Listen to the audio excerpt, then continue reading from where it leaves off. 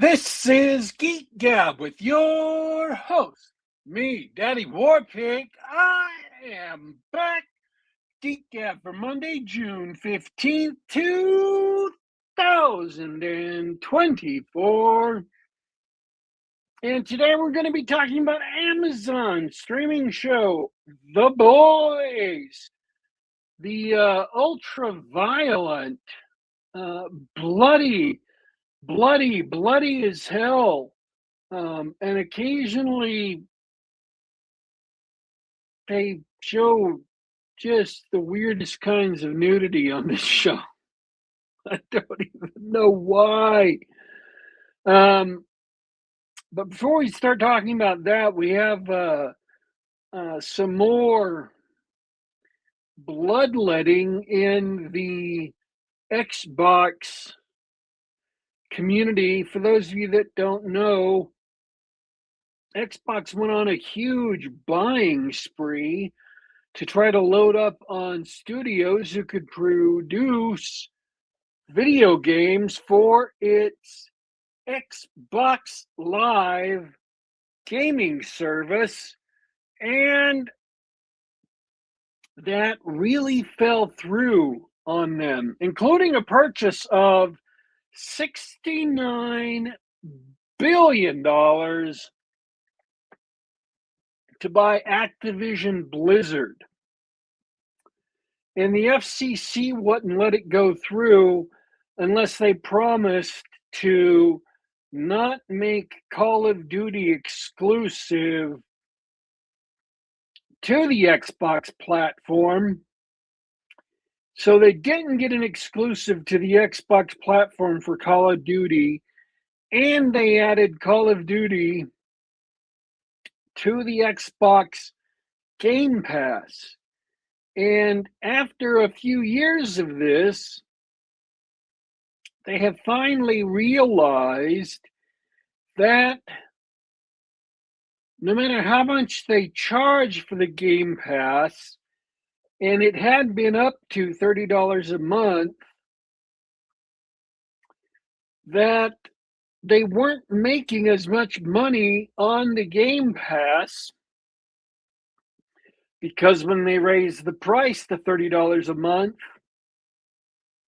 so many people fled that it crashed the cancellation page. It brought the site down. So many people rushing to cancel their Game Pass. So they realized that so many people weren't buying Call of Duty, that they were playing it. Strangely, oddly, surprisingly, shockingly, when they were giving the game away for free, it resulted in people not buying the game. And I imagine, although I don't remember having this officially confirmed, I imagine some people were joining the Game Pass, playing Call of Duty, and then canceling the Game Pass and only paying for a month, which even at $30 still saved them $40 from buying the game at a full price of $70.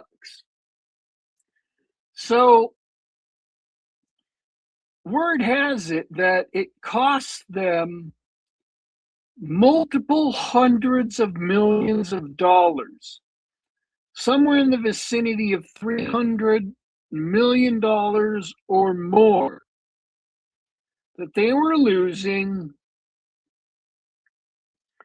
out of sales. Moreover, indie companies who would get paid a fee by Xbox to put their games on the Xbox Game Pass, were also uh, losing so many sales by having it on the Xbox Game Pass that it was losing them money too. So the Xbox Game Pass was a real bad deal for everyone involved. And Phil Spencer, the previous CEO of the Xbox division, his tenure had been marked by taking on all of this not official debt because it wasn't borrowed from banks or anything, but all of this internal debt that his division, the Xbox division, was being charged billions of dollars a month in essentially interest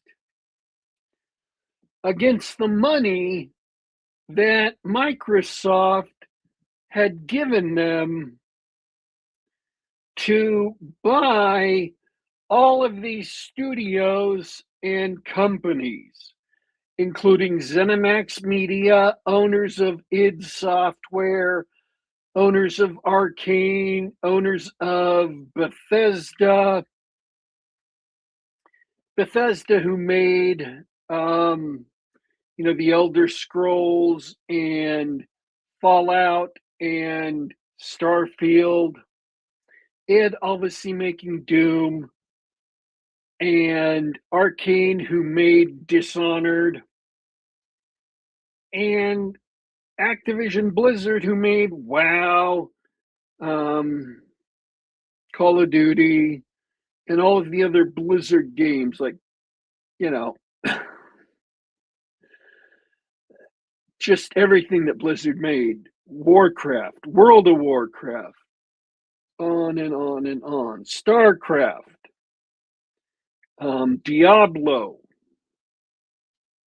So there is a lot of expense that Microsoft has laid out for these companies, and that wasn't anywhere near all of the companies that they purchased.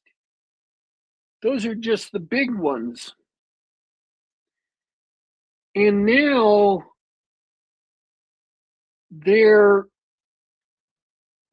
wholly owned subsidiaries have been doing so bad. Microsoft has a long history of buying studios that immediately upon being bought cease producing any worthwhile games at all.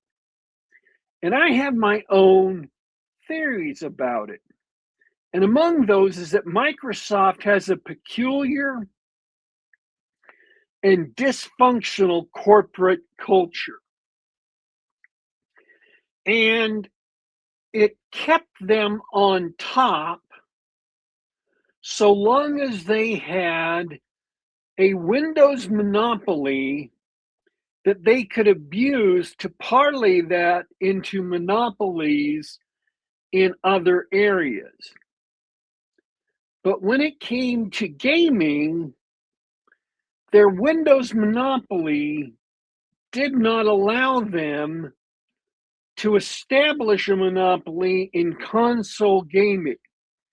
It also didn't allow them to establish a monopoly in touchscreen phones, which is why Windows Mobile failed so dramatically.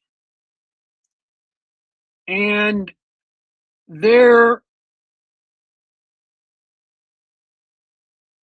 they had to, all of their managing style were developed to keep Microsoft on top of all of their various monopolies. But it was not well suited towards fostering taste in an artistic environment where you really have to stay on top of what consumers want and also stay on top of what artistic people need.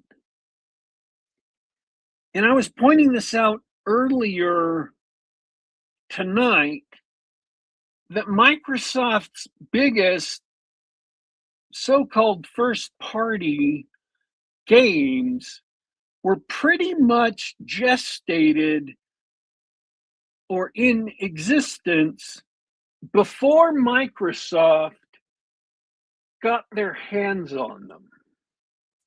Halo existed long before Microsoft came along and bought Bungie.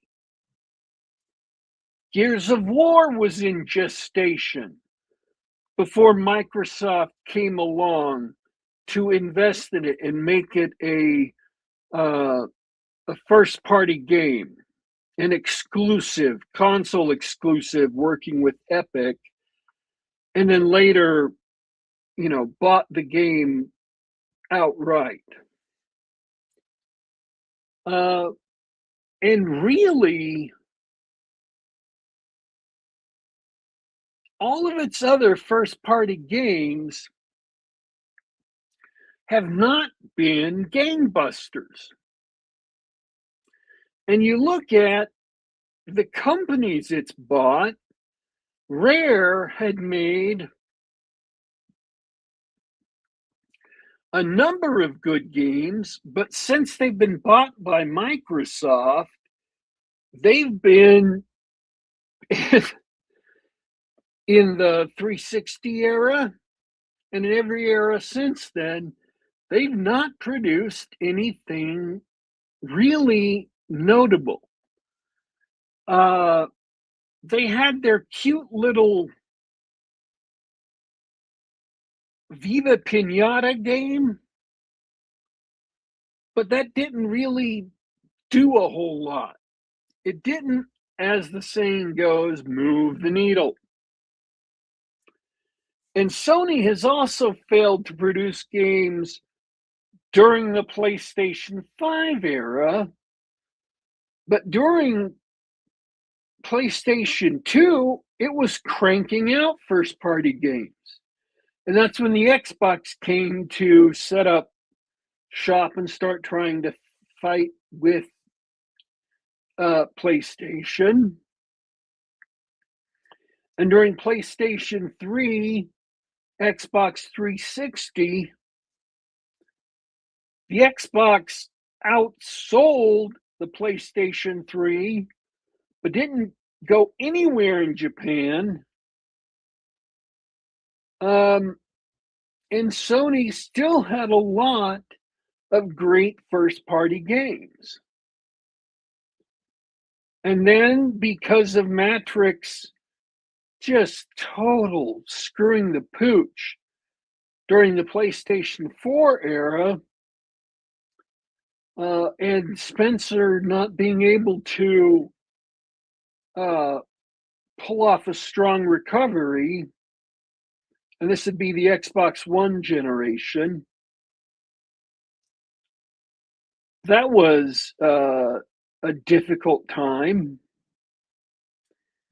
And then we came to the Xbox Series X and Series S. And the Series S has just been an albatross around the neck of the Xbox this generation. It may have seemed like a good option to provide a budget machine that people could buy, but it just meant that most of the games this generation have been crippled when it came to the Xbox Series X. It has not been, the Xbox has not been well done by its leadership, its designers, They have not been able to execute on a clear vision, and they have not been able to get their purchased studios to develop excellent first person games that could really get the machine off the ground and running, where they could really show the capabilities of what the current Xbox could do. So the current console is still dogged.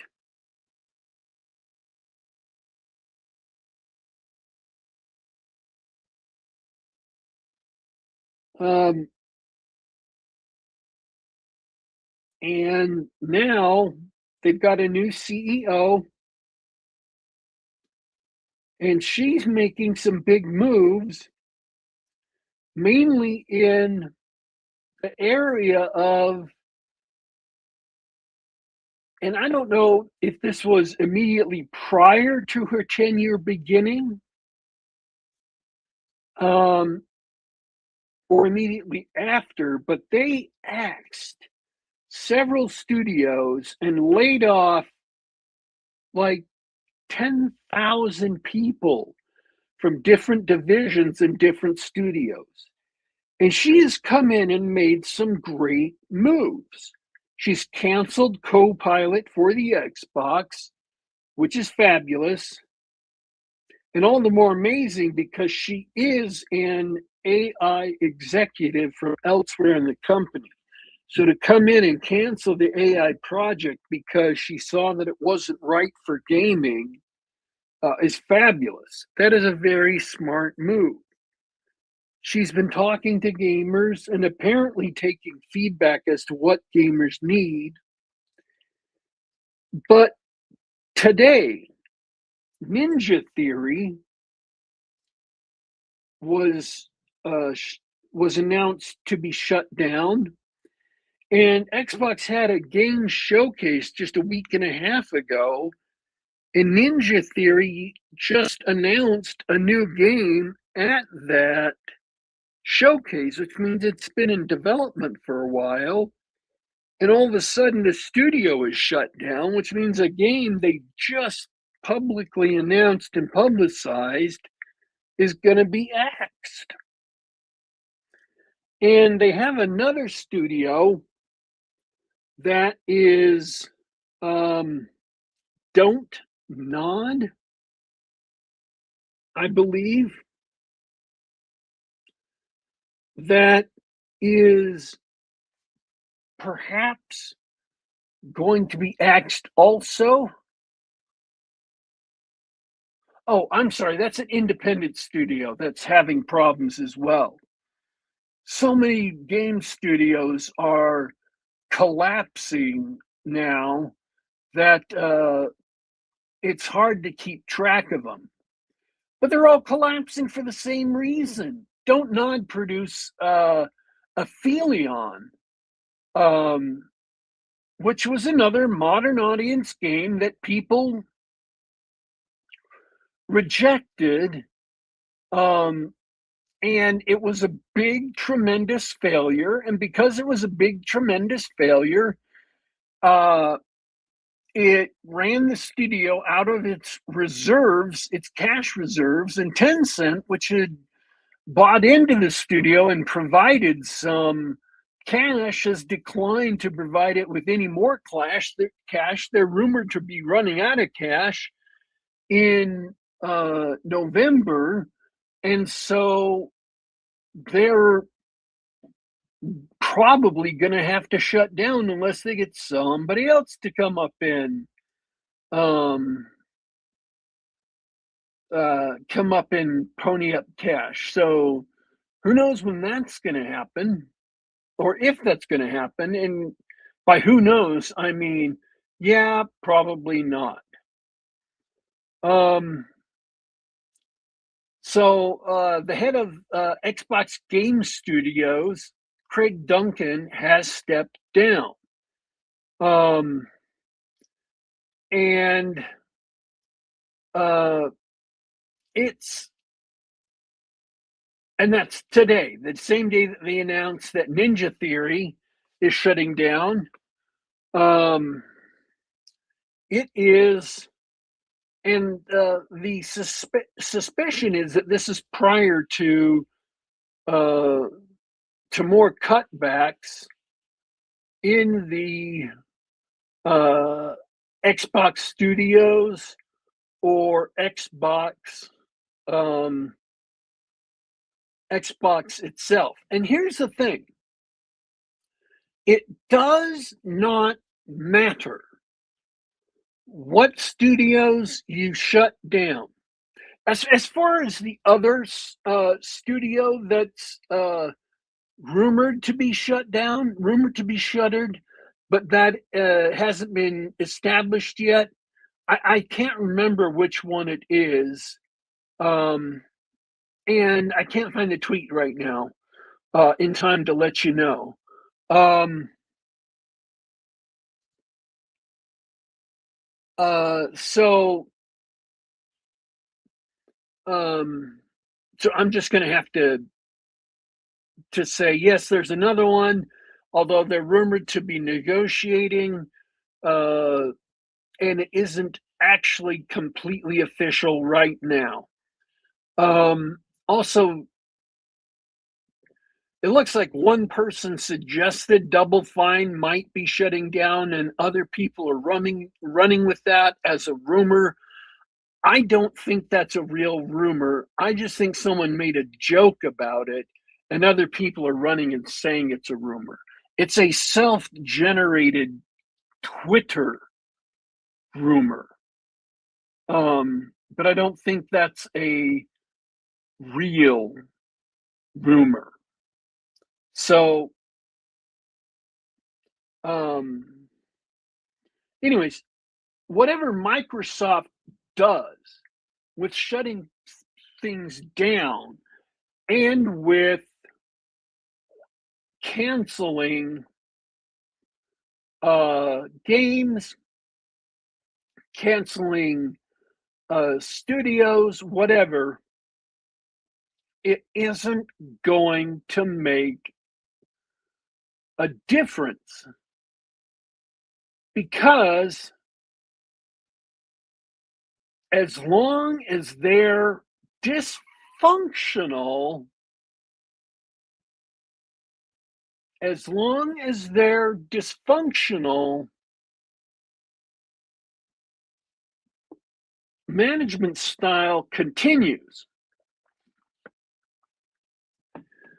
Their wholly owned studios will not be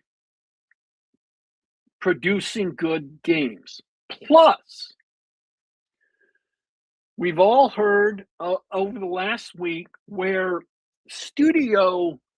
where programmers who worked with Microsoft have confirmed that Microsoft told them not to include any quote unquote curvy women, and that means physically attractive women. That means women who are busty with a small waist and pronounced hip. That means, bikini model women. That means women who are shaped like classically attractive women with beautiful faces.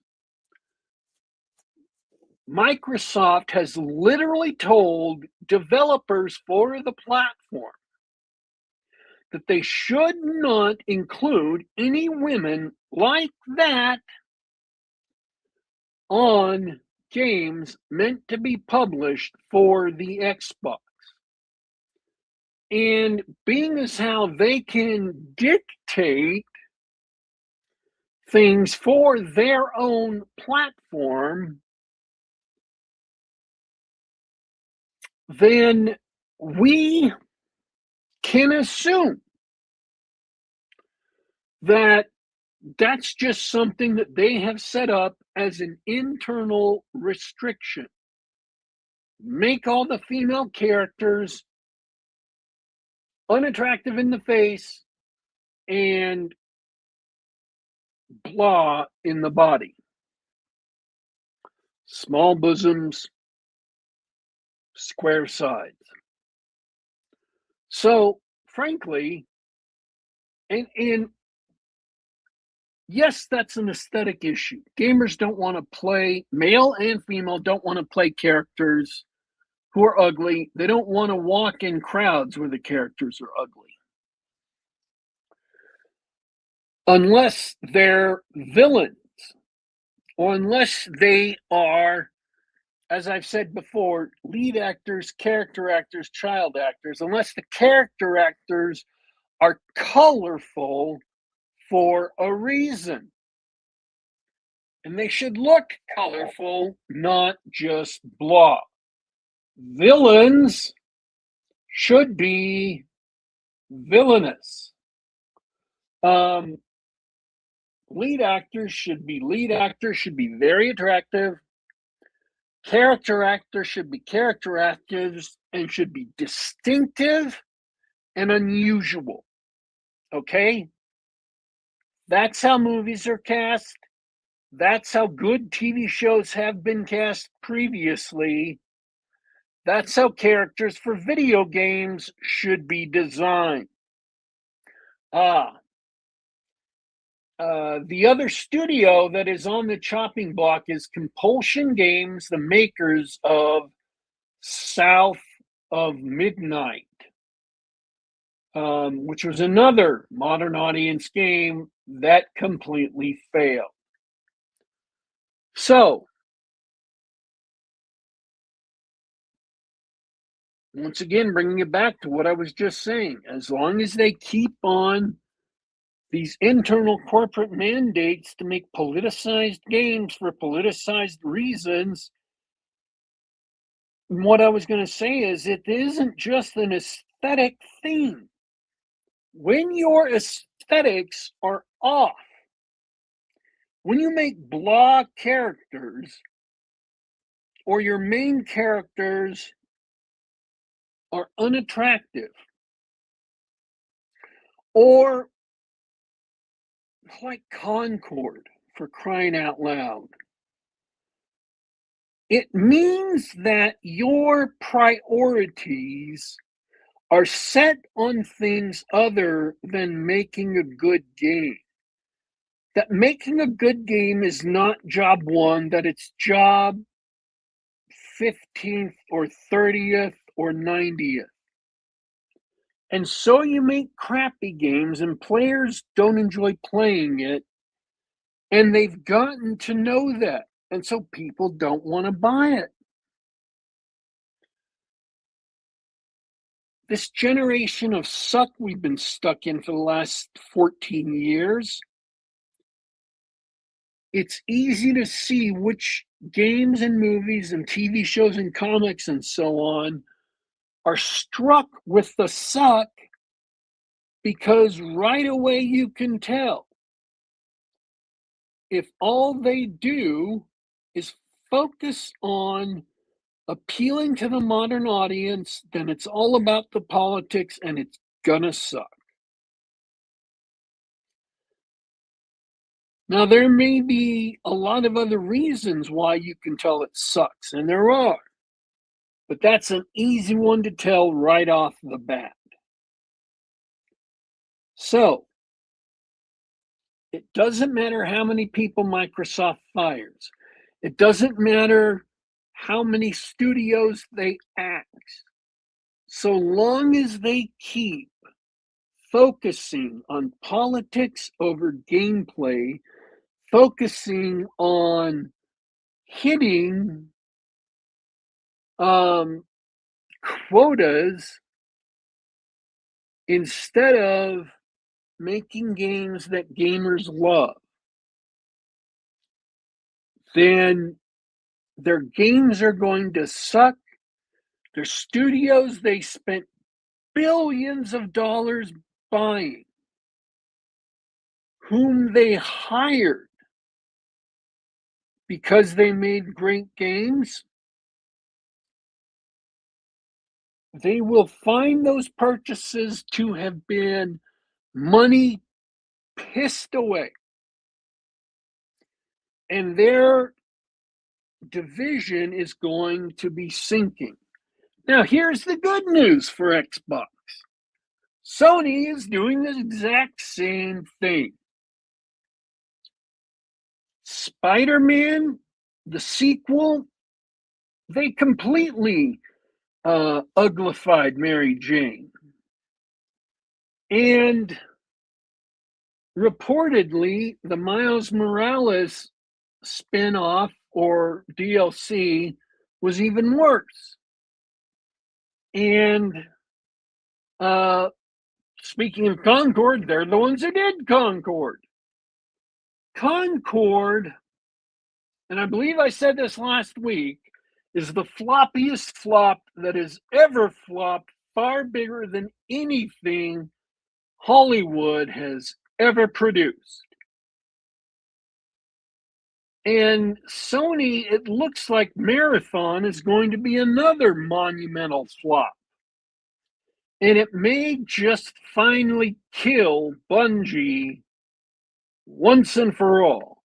And I have been buying Bungie games and playing Bungie games since 1995. But the Bungie I started playing with from the very first Marathon game, the real Marathon games, no longer exists. So all of these companies, all of these computer game companies, all these movie companies, all these comic book companies, all these publishers, all of these people who are making and producing crap.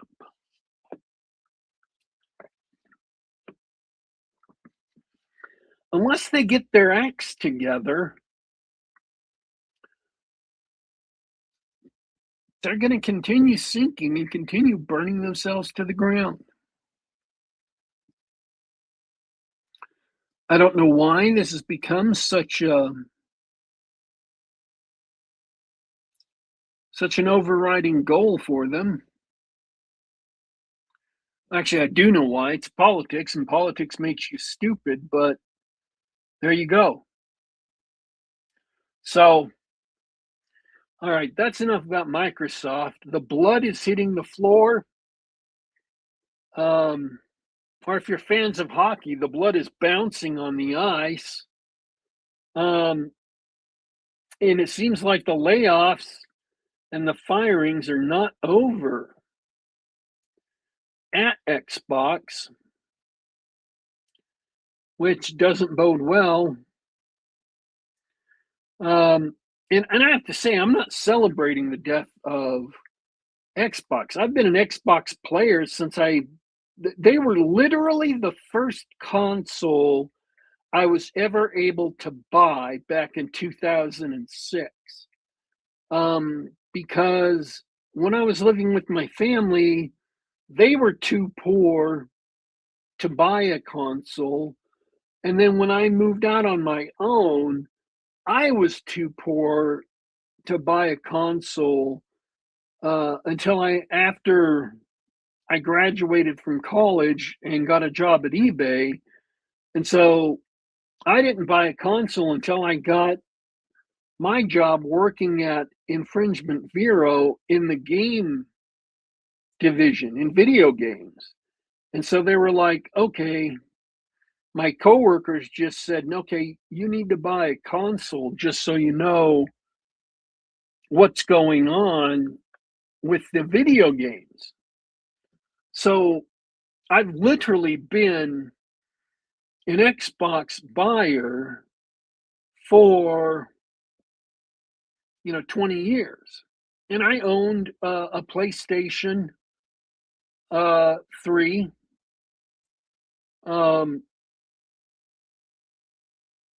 for a little while and played a bunch of PlayStation games on it, including The Last of Us, which was my favorite. But which I thought was a great example of what a first party game should be. It's the only PlayStation game I really wish they had released on the Xbox, um, uh, like they released the literal walking game, whose name I can't remember right now. My apologies. Um, the one that was about walking cross country and stuff with big packs on your back. Um, they did release that on Xbox, and I had hopes when they did that they would be releasing maybe another couple of PlayStation exclusives, but no dice. Um, anyways, I I would like Xbox to continue making new consoles and continue making great games into the future. But they're not going to be able to do it, and Sony isn't going to be able to do it unless they stop making crap. And so many other companies are making crap. So it's a generation of suck, folks. And other new things are coming along, which are good. And my hope is that these corrupted companies who still cling to the politics of the past will burn down, or at least burn down enough that they leave the field wide open for new producers, new creators to grow up in their stead and leave them behind. All right, that's enough about Microsoft. Tonight we are talking about The Boys. And honestly, that sounded a lot more excited, a lot more thrilled, a lot more blood pumping in my fabulous veins than I truly am about this show. It's been 5 seasons of The Boys, and for me, 1 season of Generation V. And let me start this by saying, I don't know who among you has been watching The Boys and is still determined enough to watch the 5th season of this show. But I would just like to warn you that apparently there is a whole big bunch of crap that happens between season 4 and season 5 on Gen V or Generation V or whatever that college show is called. Because as soon as the show started, there were a bunch of things that I just didn't understand, that had just skipped forward, that I was out to sea on. And I was like, the character of Ashley, who was like the publicity person for the 7, she was suddenly vice president. And I didn't know when that had happened. And also, she's a superhero now. And also, she's a psychic superhero now. And there are several other things that, like, I don't know, they were just really odd, and I know I didn't see them in last season. So I'm not recommending watching that other show. Because I saw one season of it, and it was kind of not good. It was worse than The Boys. But just be forewarned, there are a lot of things that happen in the first season of The Boys that if you haven't seen the other show are going to be kind of baffling and maybe even confusing. So,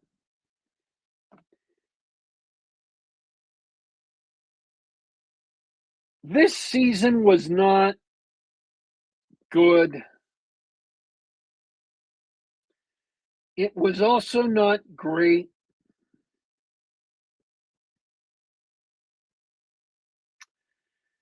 It was dedicated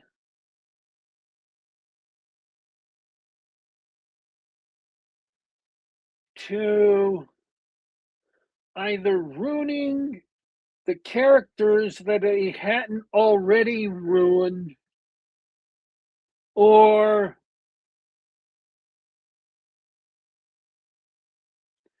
killing off or getting rid of the characters they hadn't already killed off or gotten rid of. And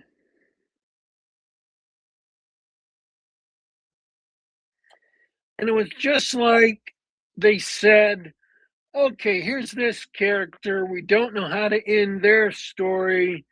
Okay, let's kill them off. And that was nearly every character there was.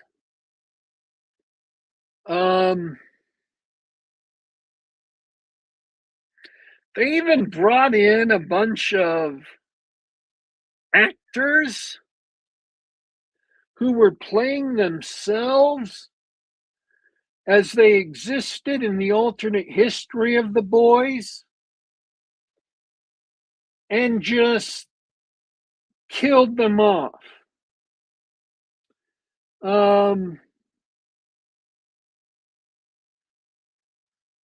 And it was like, okay, I guess that was a thing.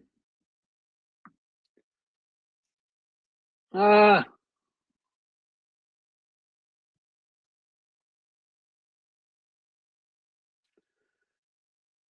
I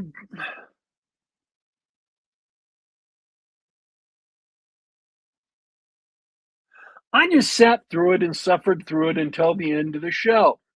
There are 8 episodes, which are each about an hour long. And I just sat there and watched the show until the show was over. Because I had to do this review. And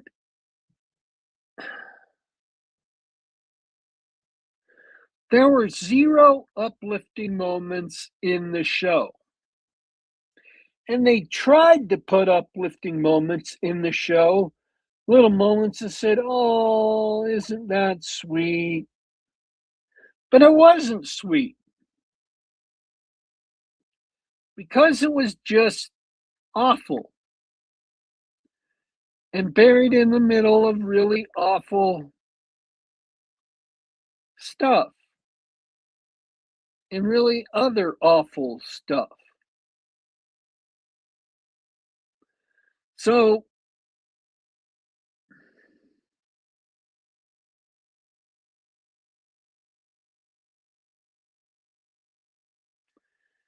yeah, there is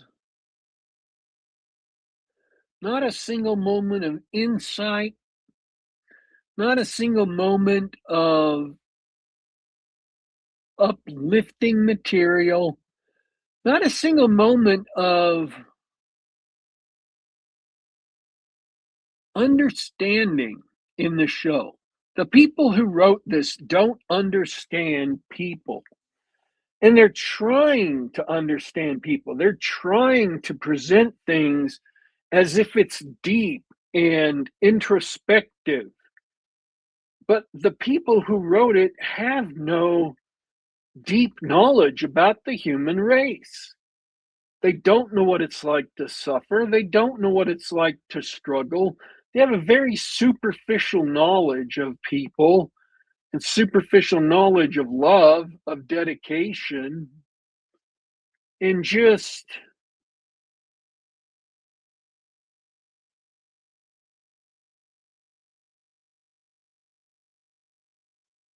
they have nothing there. There's literally nothing there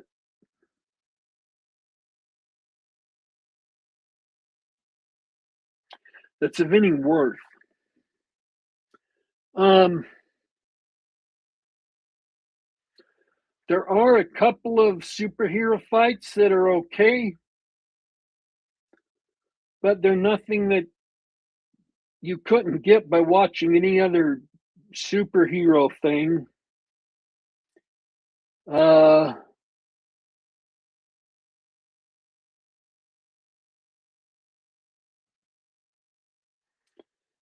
I just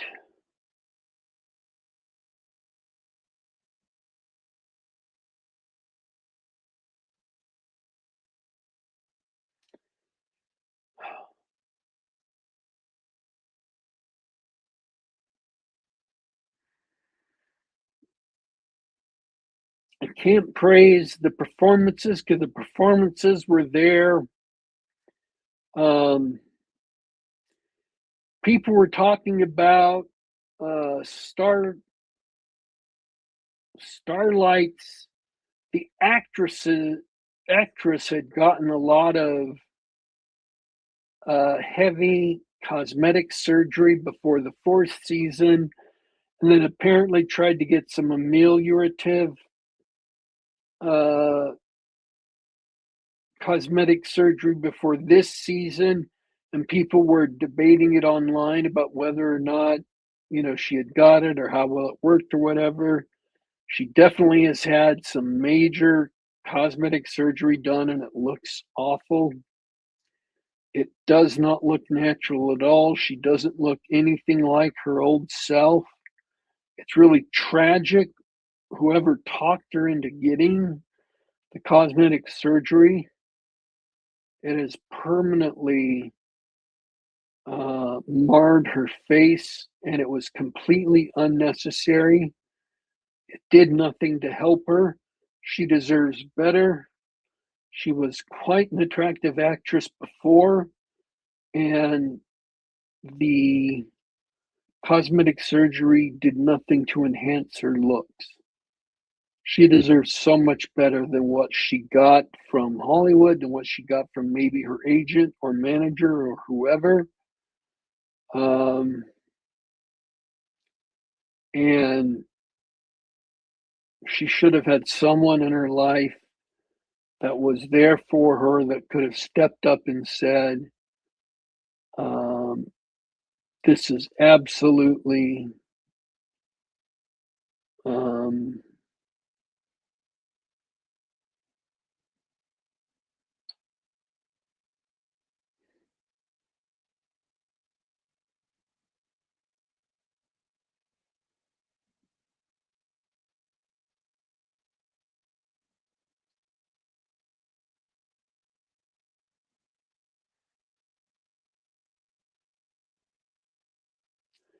I just think that last season, season four, the comment I made in my review of that was, is that the show wanted a certain group of people to know that the showrunners and the writers and the directors hated you specifically and personally. That if you were on the right, if you were a Christian, um, if you were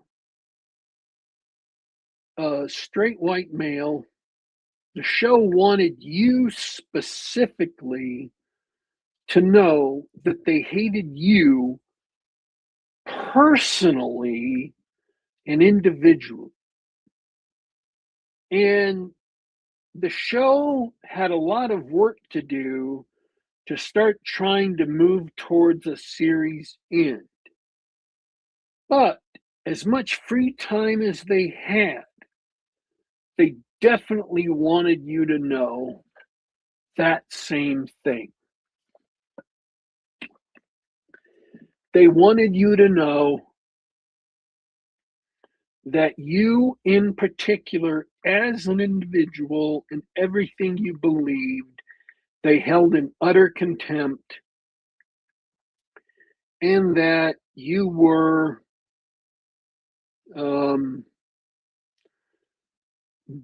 dirt to them.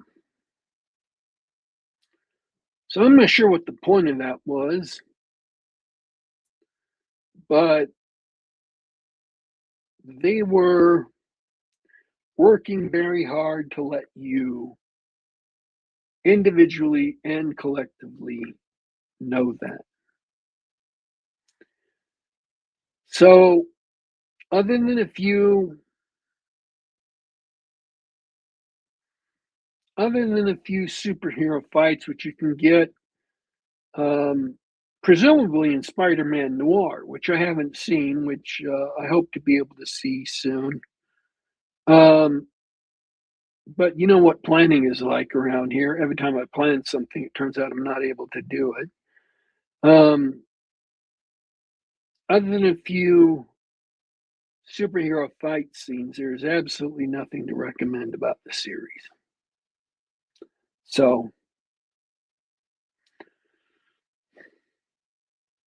and I don't really have any larger context to draw out of it. The series started with some promise, at least. A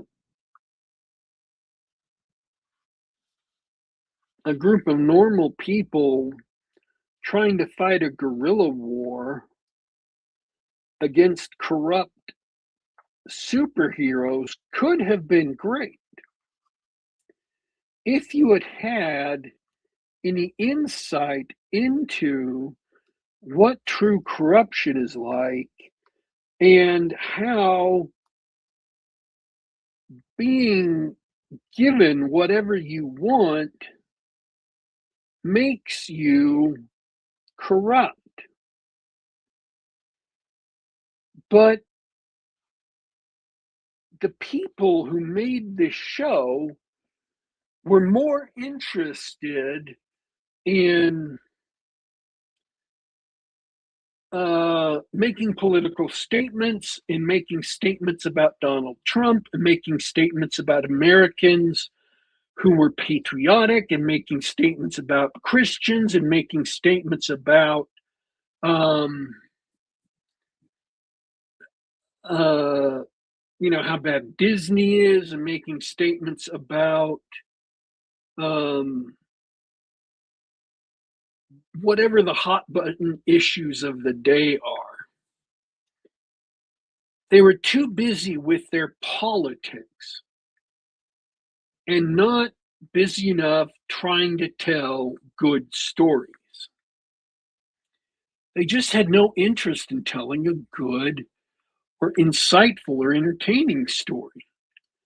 They just had a whole host of enemies, political enemies, and wanted to make this show all about spitting in the faces of their political enemies or peeing on the shoes of their political enemies. And you could have done so much with this material, and they just didn't. They completely failed to.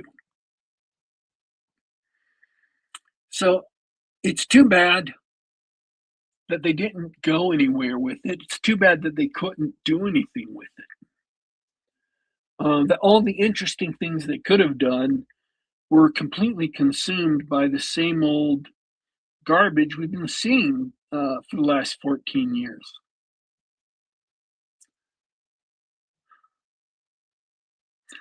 All right.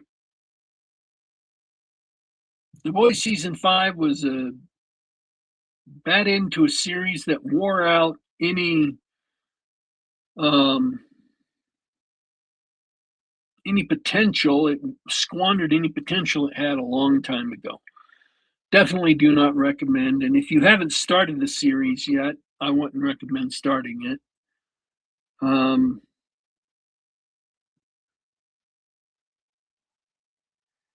Doesn't end well, so I wouldn't recommend starting it expecting it to go well. All right, this has been Geek Gab. Next week we are going to have a guest on the show, an independent author coming on the show. So that'll be Monday, June 22nd, 2026, 10 p.m. Eastern, 7 p.m. Pacific. This is Geek Gab. We're here on youtube.com/GeekGab. Once again, that's youtube.com/GeekGab. You can catch us here Mondays, same time. And we are signing out for today. But don't you worry. Don't you fret. We will be back.